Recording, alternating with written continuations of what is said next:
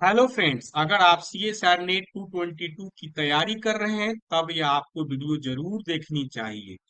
तो सवाल काफी सिंपल है। सिंपल क्या है कि क्या आप 222 का CSR नेट लाइफ साइंस का क्वेश्चन को प्रेडिक्ट कर सकते हैं? तो मैं कहूंगा अगर आपकी तैयारी अच्छी तरीके से हो गई है तो आप भी प्रिडिक्ट कर सकते हैं। अगर आपकी तैयारी अच्छे तरीके से नहीं है तो आप प्रिडिक्ट नहीं कर पाएंगे कि क्या सवाल आ रहा है। साथ ही साथ उन लोगों के लिए भी काफी महत्वपूर्ण होगा कि 222 के में जो नए स्टूडेंट हैं उनकी तैयारी नहीं हुई है तो इसको देख के अनुमान लगा सकते हैं कि क्या क्वेश्चन आएगा। तो आइए हम लोग अब उस चीजों को देखते और समझते हैं कि क्या क्वेश्चन आएगा। तो इस वीडियो में हम सिर्फ इकोलॉजी के बारे में क्वेश्चन के बारे में प्रिडिक्ट करेंगे कि क्या सवाल और क्या सवाल आते हैं। पहली बात, हम क्वेश्चन को हू बहू नहीं बता पाएंगे क्योंकि हम क्वेश्चन आउट नहीं कर रहे हैं। हम लोग सिर्फ क्या कहा बात कर रहे हैं कि क्या कॉन्सेप्ट से फ्रीक्वेंटली सवाल पूछे जाते हैं, उसी के बारे में हम लोग डिस्कस करेंगे। तो एक और बात, जिसकी इकोलॉजी की तैयारी हो गई है तो मान के चलिए कि 30 35 40 नंबर फ्रीक्वेंटली एग्जामिनेशन में हर साल पूछे जाते हैं। और यह सवाल जो किसी भी बैकग्राउंड से, बॉटनी से, जूलॉजी से, बायोटेक, इन्वायरमेंटल, जो भी है इसको अगर एग्जाम को देते हैं किसी भी बैकग्राउंड के, तो इनको इकोलॉजी महत्वपूर्ण है और ये आपको आनी चाहिए। तो इकोलॉजी में हम लोग देखेंगे क्या क्या टॉपिक होते हैं। तो सबसे पहले पॉपुलेशन इकोलॉजी के बारे में देखेंगे, फिर species interaction, community ecology, ecosystem और बायोजियोग्राफी एंड बिहेवियरल इकोलॉजी के बारे में हम लोग देखेंगे और कुछ इकोलॉजिकल प्रिंसिपल के बारे में भी देखेंगे। तो आइए सबसे पहले हम लोग देखते हैं पॉपुलेशन इकोलॉजी। तो पॉपुलेशन इकोलॉजी में आपको जो देखिएगा कि 12 पॉइंट है जो आपको ध्यान रखना है और क्या फ्रिक्वेंटली पूछे जा रहे हैं मैं उसी के बारे में बताने जा रहा हूं। तो सबसे पहले जो बहुत फ्रिक्वेंटली पूछे जा रहे हैं, ये दूसरा नंबर का पॉइंट है कि logistic and exponential growth curve को आपको जानना चाहिए और कैसे उसको रिप्रेजेंट करते हैं। यह बहुत बार पूछा गया, आज तक 20 25 बार भी सवाल पूछे गए हैं। तो लॉजिस्टिक एंड एक्सपोनेंशियल का ग्रोथ कर्व क्या होता है, उससे संबंधित क्या फॉर्मूला होता है, कैसे उसको आप रिप्रेजेंट कर सकते हैं ग्राफ के फॉर्म में, तो ये आपको जाननी चाहिए। अगला बात कहते हैं जो फ्रीक्वेंटली पूछे जा रहे हैं कि सर्वाइवलशिप कर्व एंड आर सिलेक्शन और के सिलेक्शन स्पीसीज क्या होते हैं और कैसे आर सिलेक्शन और के सिलेक्शन स्पीसीज डिफरेंट तरह के सर्वाइवलशिप कर्व को फॉलो करते हैं। आपको यही ध्यान रखना। लाइफ स्पेन रिप्रोडक्टिव टेबल में नेट रिप्रोडक्टिव रेट कैसे निकालते हैं, दो तीन बार पूछा गया लेकिन फ्रीक्वेंटली पूछा नहीं गया है।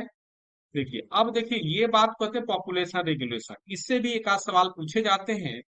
जैसे एल इफेक्ट क्या है, रिप्रोडक्टिव सक्सेस क्या है, डिफरेंट तरह का रिप्रोडक्टिव जो पैटर्न है, सेमल पार्टी, ट्रो पार्टी, ये जो पैटर्न है ये भी काफी ज्यादा पूछे जाते हैं और उनके क्या क्या एग्जाम्पल है। मार्क रिकैप्चर मेथड ये भी पूछा जा रहा है, फ्रिक्वेंटली पूछे जाते हैं और ये सवाल काफी आसान माने जाते हैं। Character of species prone to extension, क्या क्या कैरेक्टर है जो बताता है या उस कैरेक्टर के रहने से स्पीसीज गायब हो जाएगा, खत्म हो जाएगा। पास्ट में काफी फ्रिक्वेंटली पूछे गए हैं, अभी नहीं पूछे जा रहे हैं, हो सकता है इससे भी पूछे जाए। मेटा पॉपुलेशन पहले पूछे जा रहे थे, आजकल नहीं पूछे जा रहे। तो ये आपको पॉपुलेशन इकोलॉजी से 10 नंबर तो निश्चित रखी, बहुत फ्रिक्वेंटली आ रहे हैं। अब बात करते हैं स्पीसीज इंटरेक्शन से, क्या आएगा स्पीसीज इंटरेक्शन से। तो डिफरेंट तरह का स्पीसीज इंटरेक्शन है, क्या उनका ग्राफ है, कैसे इंटरेक्शन से क्या इफेक्ट पड़ेगा, ये पूछा जा रहा है। प्रीडेटर प्रे का इंटरेक्शन नहीं, और प्रीडेटर प्रे प्रॉफिटेबिलिटी का जो इक्वेशन है डिफरेंट तरह का, उसको भी जानना चाहिए आपको। मिमिक्री, कैसे मिमिक्री होते हैं, कितने टाइप होते हैं और मिमिक्री के लिए क्या कंडीशन है कि मिमिक्री सक्सेसफुल हो, तो ये भी पूछे जाते हैं। पॉलिनेशन, पॉलिनेशन सिंड्रोम, ये दोनों चीज पूछे जाते हैं। तो स्पीसीज इंटरेक्शन से भी एक सवाल या तो इंटरेक्शन से पूछा जाएगा या डिफरेंट तरह के मिमिक्री या पॉलिनेशन से क्या सिंड्रोम है उससे पूछा जाएगा। और क्या पूछा जाएगा, जो जो इंपॉर्टेंट है उससे पूछा जाएगा। कम्युनिटी इकोलॉजी से क्या पूछा जाएगा, डाइवर्सिटी से पूछा जाएगा, क्या डाइवर्सिटी होता है, डिफरेंट तरह के कम्युनिटी डाइवर्सिटी के क्या स्केल है, ये फ्रिक्वेंटली पूछे जा रहे हैं, अल्फा बीटा गामा डाइवर्सिटी। क्या होते हैं कॉम्पिटिटिव एक्सक्लूजन प्रिंसिपल, क्या होते हैं कैरेक्टर डिस्प्लेसमेंट, है ना, कैरेक्टर डिस्प्लेसमेंट अलाउ करता है कि दो डिफरेंट स्पीसीज साथ साथ ग्रो कर सकते हैं, अपने आप में बदलाव लाते हैं, सिंपैट्रिक पॉपुलेशन में काफी ज्यादा अपीयर होता है। लोटका वोल्टेरा मॉडल, है ना, ये भी काफी ज्यादा पूछे जाते हैं। हैबिटेट और नीच, क्या फंडामेंटल नीच है, क्या रिलाइज नीच है, जनरलाइज एंड स्पेशलाइज के क्या कैरेक्टर है, और fate of competition, competitive exclusion, resource partition या कैरेक्टर डिस्प्लेसमेंट।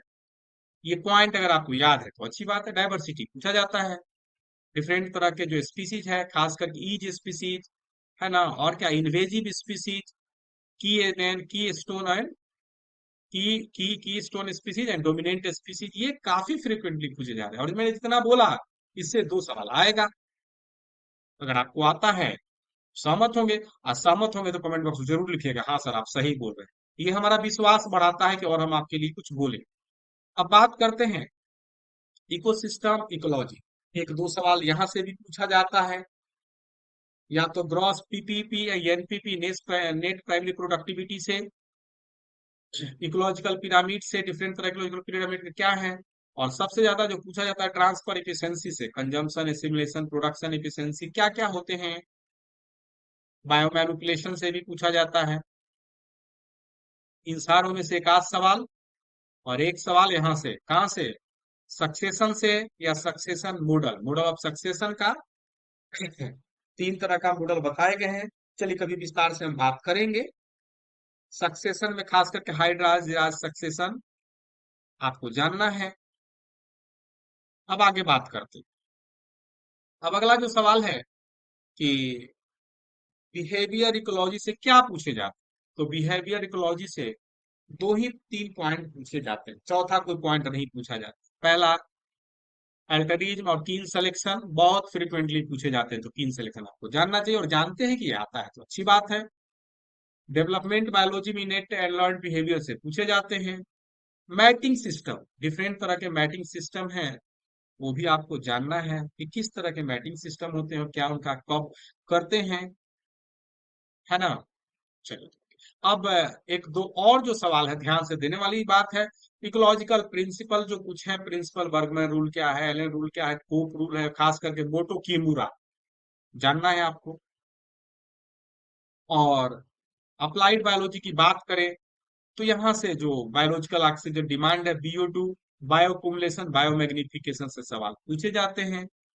आज आप कंजर्वेशन बायोलॉजी की बात करें तो हॉट स्पॉट रीजन से फ्रिक्वेंटली पूछे जाते हैं, क्या इसका इंपॉर्टेंस है, कौन हॉट स्पॉट रीजन है। और डिफरेंट तरह के जो नेशनल पार्क है, बायोस्फीयर कंजर्वेशन है, इनके बारे में भी आपको थोड़ी जानकारी रहनी चाहिए। अगर इतना आपको है तो मैं लिख के दे देता हूँ कि 30 नंबर से ऊपर आएंगे। अगर आप हमारी बात से सहमत हैं तो आप कमेंट बॉक्स में लिख सकते हैं। उसके बाद भी मैं बताना चाहता हूँ कि भाई अगर इच्छा है कि इस बुक को हम पढ़ें, जैसे ये बताया भी गया है, जैसे मैं थोड़ा सा और आपको थोड़ा सा विस्तार से इसके बारे में, बुक के बारे में दिखा देता हूँ। जैसे पॉपुलेशन इकोलॉजी के बारे में हमने बात किया था, तो सवाल क्या है कि ये स्टेटमेंट काफी इकोलॉजी का यूजफुल रहेगा, खास करके आप किसी भी तरह का तैयारी कर रहे हैं, CSIR, नेट, IIT, गेट, या जो भी कर रहे हैं बायोलॉजी से संबंधित, तो आपको ये जाननी चाहिए। जैसे मैंने यहाँ पर क्या दिखा, बहुत सरल भाषा में बताने की कोशिश किया गया है कि दोनों में क्या डिफरेंस है, ये फार्मूला आपको याद रखना है ना। और किस तरह के स्पीसीज है, आर और के सिलेक्टेड स्पीसीज के क्या कैरेक्टर है, ग्रोथ कर्व का जो फार्मूला है, साथ साथ कंपैरिजन है, ये आपको जानना है। और देखिए अलजेब्रिक फॉर्म ऑफ एक्सपोनेंशियल ये भी याद रखना है, डबलिंग टाइम आपको याद रखना है, और क्या करें, रिप्रेजेंटेशन, है ना, आराम से हर साल पूछा जाता है घुमा फिरा के भाई। और K/2 पॉइंट को याद रखना, मैक्सिमम सिलेक्शन होता है, ग्रोथ का मैक्सिमम क्या होता है, चेंज होता है, मैक्सिमम ग्रोथ रेट। यहाँ से DN/D rate of change of population हो रहा है और इस पॉइंट से घट रहा है। तो सारे परिस्थिति में यह बुक आपके लिए काफी यूजफुल होने वाला है। क्वेश्चन भी आपका इकोलॉजी का हमने डिस्कस कर दिया। ये ग्राफ अक्सर पूछा जा रहा है, पर कैपिटा DN/DT, तो यानी कर दिए per capita rate constant, exponential के लिए ग्रोथ कांस्टेंट रहता है, रेट कांस्टेंट रहता है, लेकिन अगर लॉजिस्टिक की बात करें तो ये घटेगा, है ना। डिस्पर्सन की हमने बात किया, बहुत फ्रीक्वेंटली नहीं पूछे, पास्ट में पूछे जाते थे, है ना। डिफरेंट पैटर्न ये कैसे निकालेंगे, वेरिएंस या स्टैंडर्ड डेविएशन से हम निकाल पाएंगे। सर्वाइवलशिप कर्व के एग्जाम्पल पूछे जाते हैं, ये प्रॉपर्टीज हैं, ये पूछे जाते हैं कि क्या इसमें मतलब कौन कौन से गुण है, कौन कौन से एग्जाम्पल है। टाइप 1 में parental care high, type second में parental care low, many offspring, यही तो सवाल पूछा जाता है। आर और के सिलेक्शन स्ट्रेटजी है, तो दोनों तरह के स्पीसीज में क्या समानता है, क्या डिफरेंसेस है ना, यही तो पूछा जाता है। अब यहाँ देख लीजिए, बड़ा अच्छा से लिखा गया, आर सेलेक्ट के सिलेक्ट क्या गुण है, छोटे लाइफ स्पेन है, लॉन्ग लाइफ स्पेन है। और इसी तरीके से अगर हम बात करें तो ये नेट रिप्रोडक्टिव रेट कैसे निकालते हैं, एल एक्स और क्यू एक्स, अगर आप इसको डिटेल से पढ़िएगा कभी, अगर आप ये बुक परचेज करना चाहते हैं तो 6202692436 पर कंसल्ट कर सकते हैं, ये दिखा गया 6202692436 पर। और यह आपके लिए काफी हेल्पफुल साबित होगा। एनी फैक्ट पास्ट में नहीं पूछे जा रहे, आजकल फ्रिक्वेंटली पूछे जा रहे हैं। रिप्रोडक्टिव सक्सेस का पैटर्न जो है, सेवल पार्टी रिट्रो पार्टी, यही तो पूछे जाते हैं। और क्या पूछे जाते हैं, क्या ट्रेड ऑफ है, कब पूछा जा रहा है, क्या मेटा पॉपुलेशन का कॉन्सेप्ट है, एज स्ट्रक्चर और एज ग्रुप के बारे में पूछे जाते हैं। सही है। मार्क कैप्चर मेथड को बढ़िया से जानते हैं, बहुत आसान होता है बनाना, तो जानना चाहिए कि काम मार्क कैप्चर मेथड से कैसे हम लोग क्लोज पॉपुलेशन को। और ये कैरेक्टर है species to prone to extension से, ये कुछ कैरेक्टर है जो आपको जानना चाहिए, और उसका एक्सप्लेनेशन दिया गया है, आप देख सकते हैं। पास में कभी इफेक्टिव पॉपुलेशन एक दो बार पूछे गए हैं, तो इन सारों सवालों के बारे में जो फ्रिक्वेंटली पूछे जाते हैं उनके बारे में पूरा क्या है बताया गया है, चाहे कोई भी एग्जाम।